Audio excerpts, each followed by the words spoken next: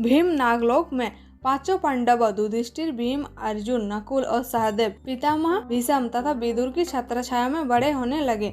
उन पांचों में भीम सर्वाधिक शक्तिशाली थे। वे 10-20 बालकों को सहज में ही गिरा देते थे।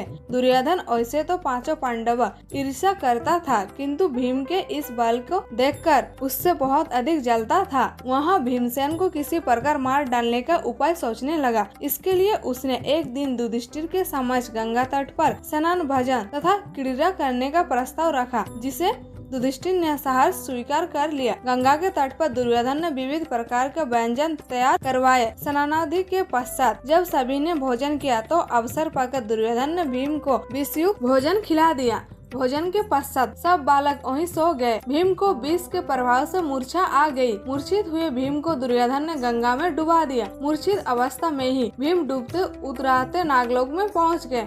वहां पर उन्हें भयंकर विषधार नाग ढसने लगे तथा विषधारों के विष के प्रभाव से भीम के शरीर के भीतर का विष नष्ट हो गया और वे सचेत अवस्था में आ गए। चेतना लौट आने पर उन्होंने नागों को मारना आरंभ कर दिया और एक के पश्चात एक नाग मारने लगे। भीम के इस विनाश लीला को देखकर कुछ नाग भागकर अपने राजा वासुकी के पास पहुँचे और उन्हें समस्त घटना से अवगत कराया। नागराज वासुकी अपने मंत्री आर्यक के साथ भीम के पास आए। आर्यक नाग ने भीम को पहचान लिया और उनका परिचय राजा वासुकी को दिया। वासुकी नाग ने भीम को अपना अतिथि बना लिया। नागलोक में 8 ऐसे कुंड थे जिनके जल को पीने से मनुष्यों के शरीर में हजारों हाथियों का बल प्राप्त हो जाता था। नागराज वासुकी ने भीम को उपहार में उन 8 कुंडों का जल पिला दिया। कुंडों का जल पी लेने के बाद भीम गहन निद्रा में चले गए। 8वें दिन जब उनकी निद्रा टूटी तो उनके शरीर में हजारों हाथियों का बल आ चुका था। भीम के विदा मांगने पर नागराज वासुकी ने उन्हें उनकी वाटिका में पहुंचा दिया।